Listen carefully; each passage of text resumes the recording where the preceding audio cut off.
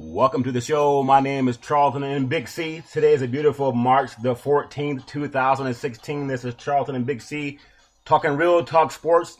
And this show and this segment is sponsored by Cadillac of Northern California. Go see your Northern California Cadillac dealers.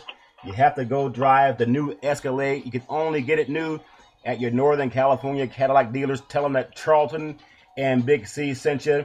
And Big C, you know, this is our third week on our show, and I appreciate you very much for all the knowledge that you bring to the program. And I know that no one's as big a basketball fan as you. You've been covering sports for about 40 years. You've been covering the sports business. And when I see March Madness, that to me is when college basketball really starts outside of the conferences starting. What are your thoughts on March Madness and how far it's come in the past 30 years, Big C? Well, it's something that's really evolved, and when you say this is when the real season starts. I mean, there's some teams that were left out of the tournament that most likely should have been in. The selection committee has their charters on how they want to do things. Yeah. But, you know, you think about the plethora of games that are going to be played, Charlton, over the next couple of weeks. It's just any basketball fan, it's just fantasy land right now. Well, it definitely is fantasy land, and ironically, you brought up the fact that some teams have been left out. I know St. Mary's College out here in the Bay Area, they had a 25-7 record. They actually beat Gonzaga, and they got ousted. Now, when you talk about the number of teams they allow in and how they have to even play in is game-to-game single elimination tournament, everyone has a complaint. But I really don't think the season starts until you get into the Sweet 16 because most teams in the top 20, realistically, Big C, I think they have a chance of winning. Your thoughts on having so many teams? It seems like it's a TV grab. Well, Charlton, when you look at it, you know, you got 64 teams in a tournament.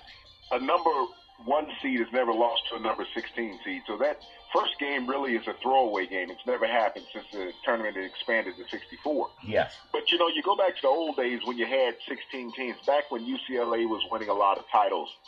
And you didn't have to go all back and forth across the country. And when you put teams in different regions of the country that they've never played in, you look at the Western Regional. Yeah. You bring teams like Holy Cross and Oklahoma out there, Green Bay, Baylor, Texas, you know, St. Joseph, Cincinnati.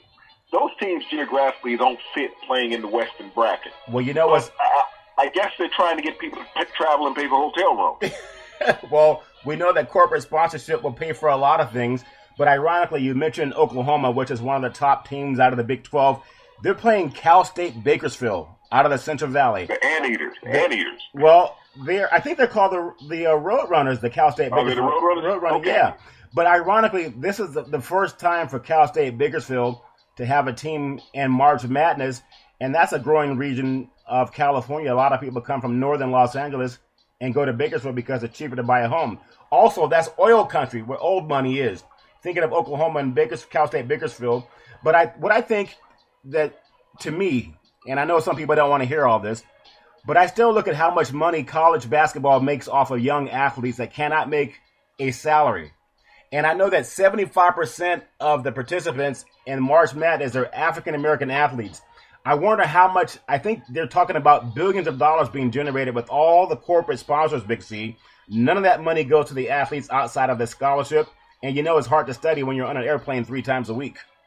Well, Charlton, when you think about that, you look at the television revenue that's being generated and the number of games you have to play, even throughout the season. When you talk about a student athlete, and during the season, when you look at some of these teams in the tournament, they got records of 28-9. So you've played almost 40 games during the regular season, not counting what you have to practice. You're trying to go to class. So it's really hard to be a student athlete, and so much backlash has come back on student athletes about their grades. We look at Simmons, the freshman forward at LSU, that you know, they said he was academically ineligible. Well, he's a one-and-done player, just like many Kentucky players are one-and-done. John Calipari does not recruit one player saying, hey, I'm going to keep you 4 years. I'm going to get you for 1, maximum 2, and I'm going to send you on to the NBA. So it's a breeding ground for the NBA, college basketball, and so many of these programs have no intentions, Charlton, of getting any of these student athletes in education. As you said, they're going to use them, they're going to get their money's worth out of them, and then they're going to ship them on. And you have to look at the last time a team won the NCAA championship and had a team laden with seniors. Well, and that would be Duke, back when Grant Hill played. You know, and that's a very, very good point that you bring up, Big C, too, because I know as people tune in to the Final Four, and I'm guilty of it too. I love the game, and being an adult, realizing how the exploitation game is big, and I know everyone gets caught up by the smoke and mirrors. But if you're a parent sending kids off to play college basketball, and I know you want the scholarship and you want the education, but really it's just more and more free labor for these institutions of higher exploitation or higher education. And I don't know what they can do to address it other than paying players, but that's something that's so much pushback on, Big C. Do you ever see that gaining traction? Charlton, if you look at it, there's twice as many teams in March Madness as there are in the NBA.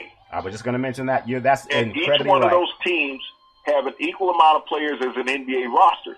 Yeah. So how many jobs are available in the NBA each year? No one really looks at that.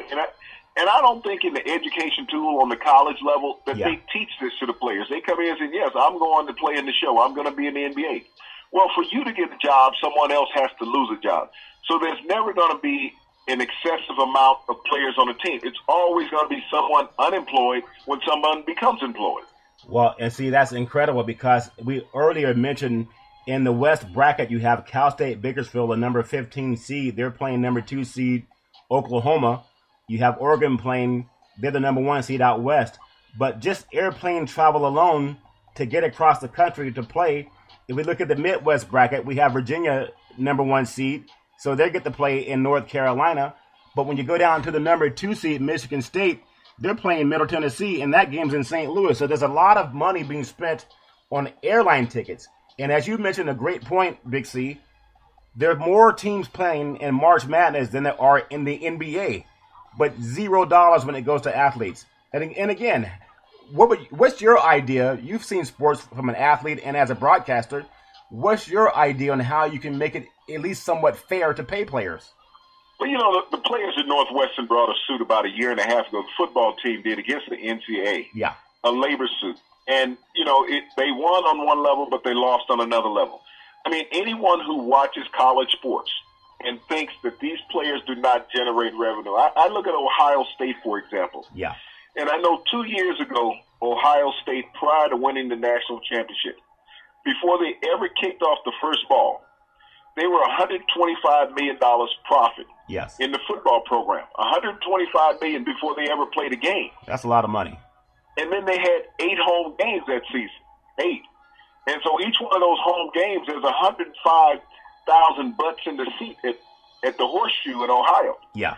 So think about the revenue that they generate on game day, and it already had $100+ million going into the season, not counting what they get, Charlton, in the bowl games. Yes. So they made a lot of money winning the national championship. I would say that university made some $200 million from its football program. And if you're a player and someone takes you out to dinner, you could potentially lose your scholarship. That's incredible. You recall, Big C, when we opened up our show on the 29th of February, we were just coming off of the Oscars, and Chris Rock, as funny as he is, he had the Oscars, they put him out there as kind of the guy to make good with everything, and his whole statement was about how Black Americans just want opportunity. Well, no one can argue that Black Americans are not getting free labor opportunity in the world of college sports. And ironically, when it comes to being excluded, no one's complaining that there's not enough African American players playing on these major college sports teams because it's free labor. There's no money in it.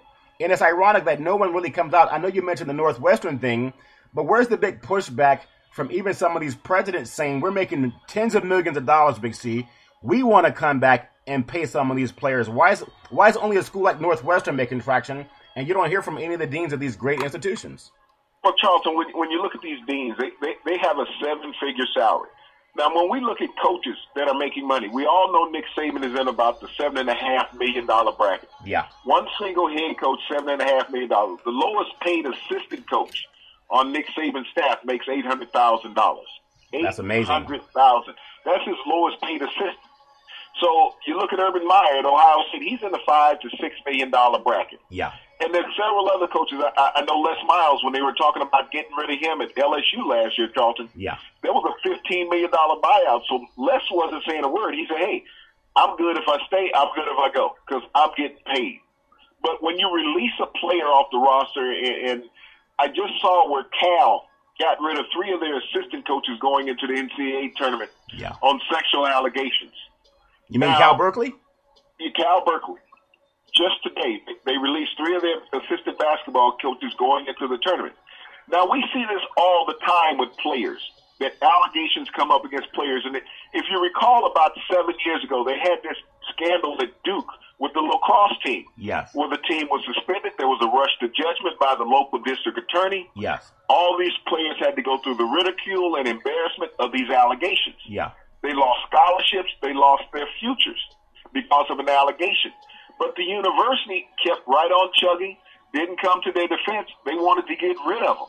Yet Duke is one of those environments that festers these types of situations, Charlton. Well, Coach Krzyzewski has such a great reputation for bringing in players and actually helping them earn degrees. So I know that there's this thing about, I hate seeing kids being exploited. If you're going to Duke, your family probably comes from a pretty solid background, but that's no reason for not paying players. And I know if you think back to the 1980s, when you went out west, you had Jerry Tarkanian. And Jerry Tarkanian, Charlton, was the forerunner in that. He brought inner city kids in.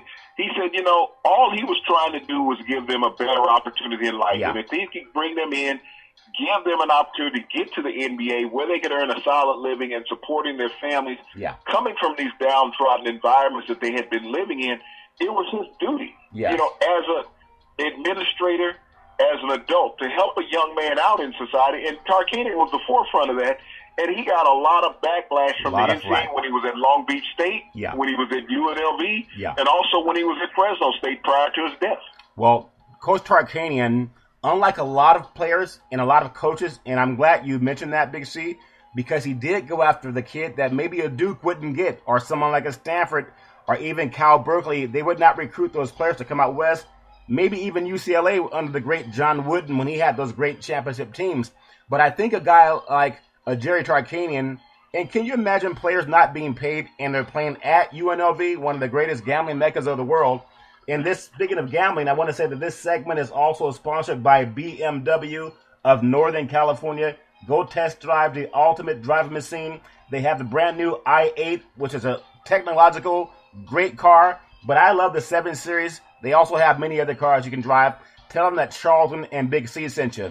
Big C, Charlton, when you look at players getting paid, if you go back to Boston College in the late to mid-'70s, when they had the gambling scandal with the basketball team on point shaving. Yeah, that's true. Players do get paid. I mean, there was a movie that came out called Blue Chip in the late 80s. Nick Nolte, Bobby Knight, Shaquille O'Neal was in this movie, Penny Hardaway. There were several other key NBA players that were in this movie. It was about the point shaving on the college level. How simple and easy it is to do.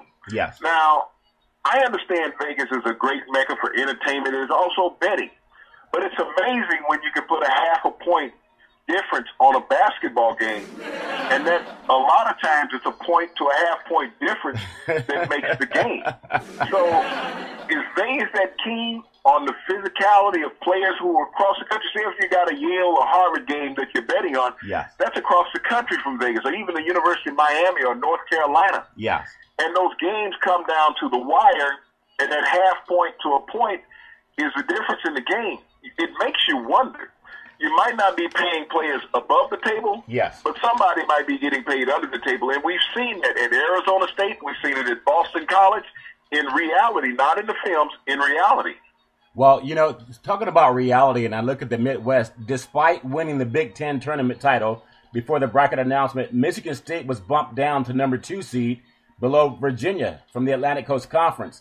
Now, when you talk about TV revenue and how Michigan State under Tom Izzo, they've been one of the perennial favorites every time they're in the tournament. But winning the Big Ten is not enough for them to get a number 1 seed. In my eyes, that to me seems like some Las Vegas shuffling people to get them in the right spot for the upset to happen, because I don't see Michigan State losing to Virginia just based on the way Izzo's coached over the years, Big C. Your thoughts on that? Well, Michigan State is opening up Charlton with Middle Tennessee. Michigan State should win that game by 20, 22 points.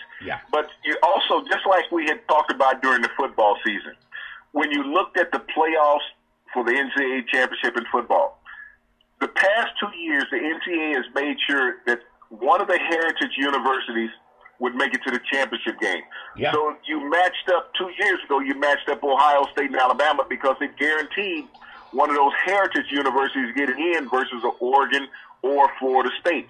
This year we had the same thing where you had Michigan State playing against Alabama. Yeah. And you had Clemson playing Oklahoma, yes. which that should have been flipped. But once again, you guaranteed that one of those heritage universities would make it to the championship game. Will they travel better than anybody else? I'm not sure when it comes to a championship game. People are going to come and they're going to invest money. But you're guaranteeing that those heritage conferences, the Big Ten, the SEC, gets paid in the playoff run. And ironically, Big C, this is something that you just piqued my interest to because you talked about the number of teams participating for the college basketball championship is double what you have of all the teams in the NBA. And this brings me back to the segregation part. I know you cover the East Coast and you see a lot of basketball. Maybe it's more covered by the major networks like an ESPN or even ABC and CBS on the East Coast. But the influx of the African-American player has made it more advantageous and attractive to Madison Avenue because they market March Madness almost like a smaller marketing of the Super Bowl, but this goes on for nearly a month. And I think that more and more we're seeing TV is more interested in the advertising dollars than it is people buying an airline ticket to go from Bakersfield to fly into Oklahoma City to watch them play one game against Oklahoma. The TV's paid so much money has made it, they don't really care what the fans think, Big C. You may get 100 to 200 people from Bakersfield flying out to the Midwest to watch a game. Charlton, if you go all the way back to 1964 when Texas Southern, the first team to start an all African American lineup. Now it's UTEP. Yeah, they've changed the name to UTEP. But they beat Kentucky in '64 for the national championship. Ironically, Pat Riley was on that team for Kentucky, the NBA guru with the Miami Heat, formerly of the Lakers. That's amazing. So, I mean, it changed the landscape of college basketball that all of a sudden a black team, and that's what they were looked at those days, a black team. It wasn't a basketball team. Could go out and beat Adolph Ruff, the dean of college basketball at Kentucky. And at that point, the landscape changed. Everybody, just like we talked about Bear Bryant, after Sam Cunningham had ran him up and down the field for USC. I got to go get me some of those black players. And so college basketball forever changed. But they also changed the rules to protect the white players. They took the dunk out of the game to save on embarrassment. Not because of lack of athleticism and, people going to get hurt by playing around the rim, but they were trying to save face. If we're going to have to play with these guys, let's try to take some of the athleticism away from them. Didn't work. Teams still won. Black players still jumped as high as they always have. And speaking of that, also, Big C, this segment is sponsored by your local Ford dealership. Go see your NorCal Ford dealership, and you have to test drive the F-150 for dependability, reliability, and safety. It's one of the most dependable trucks out there on the road. Tell them that Charlton and Big C sent you. And you just mentioned some great names. You mentioned Pat Riley when he played in that great game back in the day in '64. I think of John Wooden's impact on UCLA. And I think more and more people need to pay attention to this when they watch it because they're not going to hear it unless they're listening to Real Talk. The black athlete has changed the face not only of college football, but college basketball. And the great John Wooden, when he had Lou Alcindor, he made such a statement and having so many championships back-to-back. But even with his success, there was never a push on getting athletes paid, compensated, especially as the league became more colorful, if that makes sense, Big C. Well, Alcindor left New York, Power Memorial High School, to go out to UCLA to get an education. And when he arrived on campus, Charlton, UCLA had just came off of winning a national championship. But freshmen could not play basketball in those days. But in a scrimmage, the freshman team beat the national championship team by over 20 points with Alcindor playing. So that's how dominant he was back even in his college and youth days. But you got to also look at the money that he helped generate. You go win 3 consecutive titles while you're playing at UCLA, playing there in Pauley Pavilion. So what did the players get? Mike Warren was on the team. A great point guard who became an actor in Hollywood, played in several key television series and some movies. But, John Wooden also was a mentor to all these people. Yes. You didn't hear about players getting in trouble under John Wooden, as you have some of these freelance coaches now that are chasing the dollar, even the next great athlete. I don't want to get you an education. John Wooden had a graduation rate. There was no early people departing from John Wooden's, camp at UCLA. Yeah. Players stayed there 4 years, got their college degrees, went on and became successful in life. You look at so many of these players now that are tossed out by these universities after their freshman year, Charlton. If they don't make an NBA team, which 80% of them, 90% of them will not. You're right. 90% of them will not. What is their future outlook? They don't have a college degree. They didn't learn anything in that 1 year while they were in college. So what do they become? Do they become menaces to society because they're going to be frustrated? They got to victimize somebody now? Well, ironically, when we talk about the Title IX, and how there's money that's being given to create female scholarship for the women's sports teams, which I think is a great thing. And I also believe that women tend to do better academically than the boys because they're not focused on making $100 million contract by signing in with an NBA team. They're not focused on.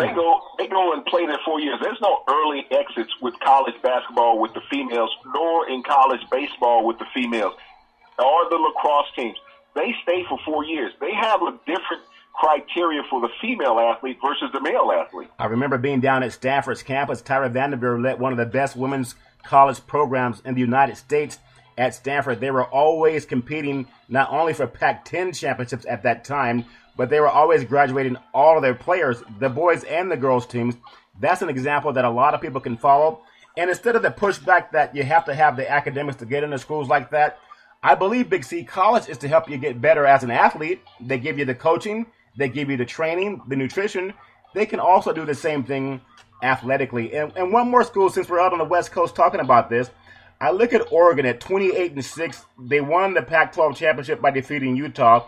They're the number one seed in the West because of the money that Phil Knight pumps into that program. They can get athletes.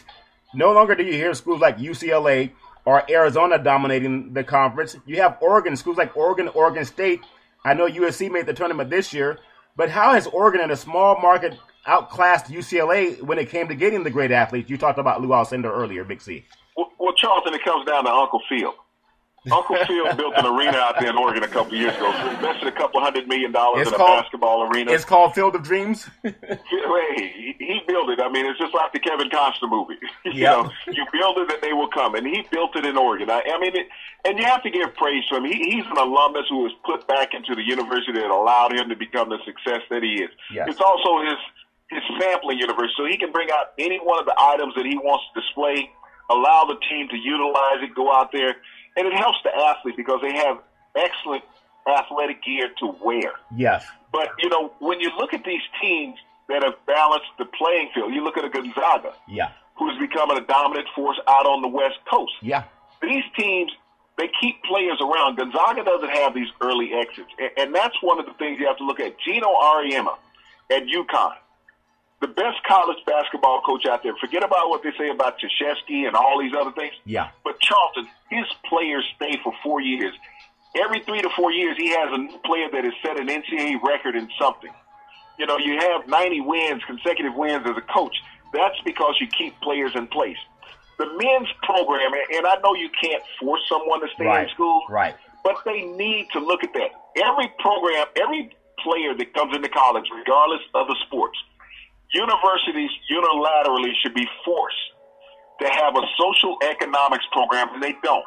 They need to teach every freshman to come in. That first year that you're in college, you need to take social economics to understand what life is.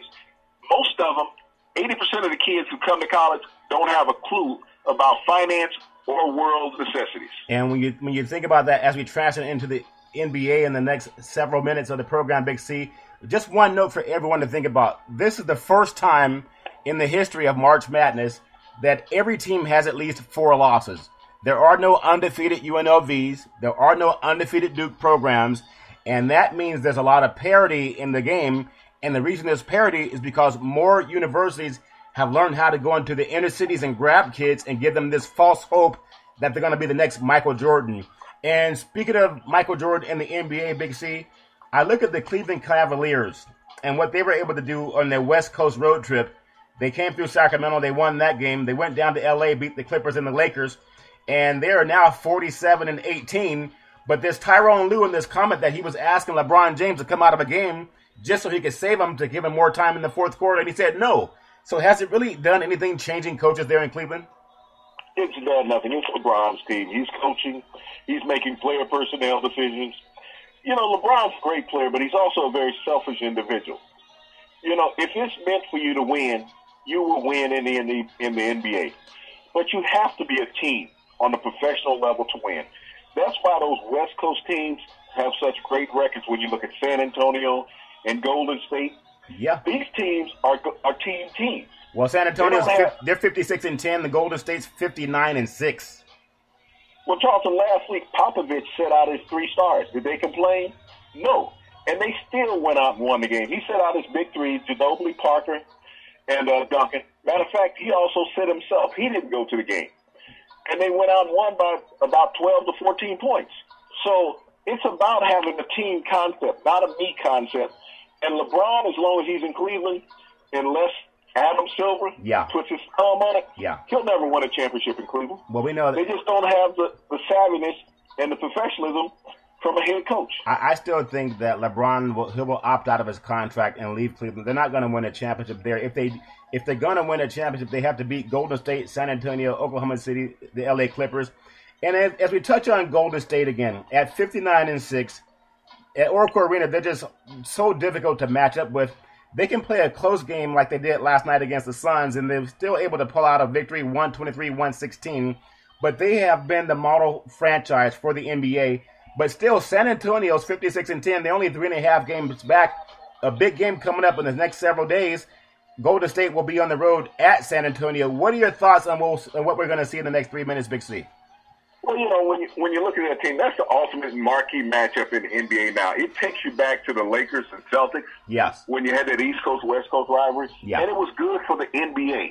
They generally hated each other. Yeah. Now, I don't know if these two teams hate each other like the Lakers and the Celtics did, Charlton. Right. But they're great competitors. You look at a Kawhi Leonard, who's become a shutdown player as well as an offensive force now in the NBA.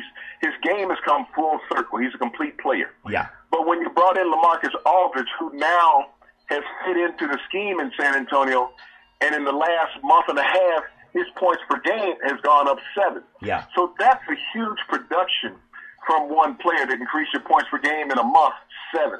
So this team is hitting its stride. I mean, you talk about 50 victories, but they're just not hitting their stride, just like Golden State.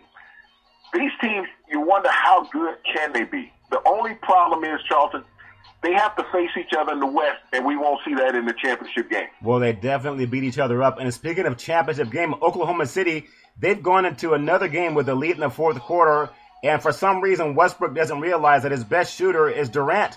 And I think the team needs to get together and realize, at least let them take half of your shots in the fourth quarter. That would probably sustain them in winning some of these games. Your thoughts on that, Big C?